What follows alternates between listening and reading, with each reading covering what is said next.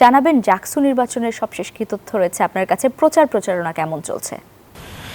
লাইবা, আপনাকে ধন্যবাদ। আপনি যেমনটি বলছেন, দীর্ঘ ৩৩ বছর পর জাকসু নির্বাচন হতে যাচ্ছে এবং আপনারা জানেন যে এখন কিন্তু যে প্রচারণা গতকাল বিকাল ৪টার পর থেকে প্রচারণা শুরু করেছে এবং এখন পর্যন্ত আমরা দেখেছি যে ৩টি প্যানেলের কিন্তু সরাসরি তারা নেমেছেন এবং আজকে বাকি যে প্যানেলগুলি সেই প্যানেলগুলি কিন্তু তারা ঘোষণা দিয়ে এবং নামবে। এবং আমরা দেখেছি সকালবেলায় লাইব্রেরি এবং বিভিন্ন পয়েন্টে কিন্তু যে সকালবেলায় কিন্তু প্রচারণা করছে প্রার্থীরা।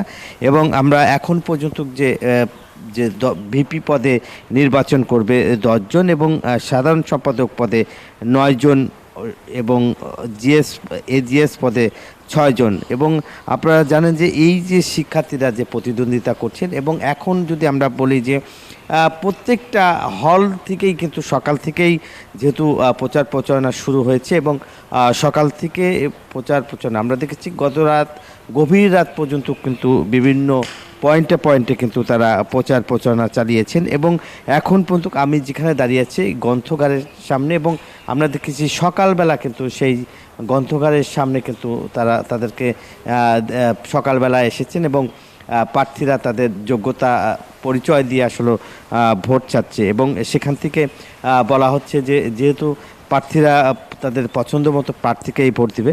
এবং আমি একজন সাধারণ শিক্ষার্থীর সাথে একটু কথা বলতে চাই যে ভাই, আপনার সাথে একটু কথা বলি। এই যে আপনাদের তো নির্বাচন শুরু হয়েছে, কেমন প্রার্থীরা কি আপনাদের কাছে আসছে, ভোট চাচ্ছে, কেমন সাড়া পাচ্ছে? প্রার্থীরা আসা শুরু করেছে আমাদের কাছে কালকে রাতে।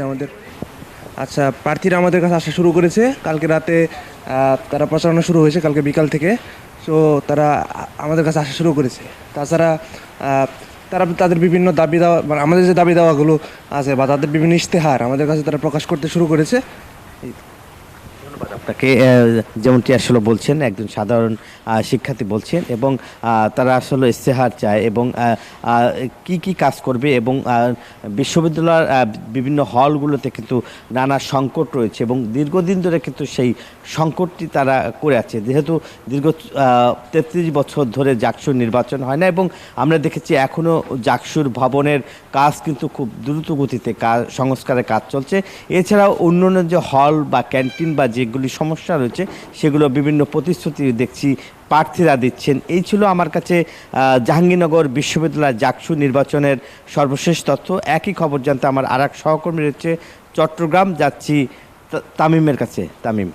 ধন্যবাদ নাজমুল। আপনি যেমনটি বলছিলেন, একইভাবে চট্টগ্রাম বিশ্ববিদ্যালয় দীর্ঘ ৩৬ বছর অনুষ্ঠিত হচ্ছে জাকসু নির্বাচনকে কেন্দ্রে শিক্ষার্থীদের মধ্যে এক আনন্দময় একটা ঘনপরিবেশ দেখা যাচ্ছে। এবং গত ২৮ তারিখে বিশ্ববিদ্যালয় যে জাকসু নির্বাচন কমিশনার রয়েছে তিনি তফসিল ঘোষণা করেন। তফসিলকে কেন্দ্র করে শিক্ষার্থীদের মধ্যে মিশ্র প্রতিক্রিয়া দেখা দিয়েছে। কিছু কয়েকটা গ্রুপের শিক্ষার্থীরা তারা বলছেন যে হল যে নির্বাচনে গঠনতন্ত্র রয়েছে, গঠনতন্ত্র সংশোধন চায়, গঠনতন্ত্র সংশোধন করে জাকসু নির্বাচন হোক এমনই প্রত্যাশা করে।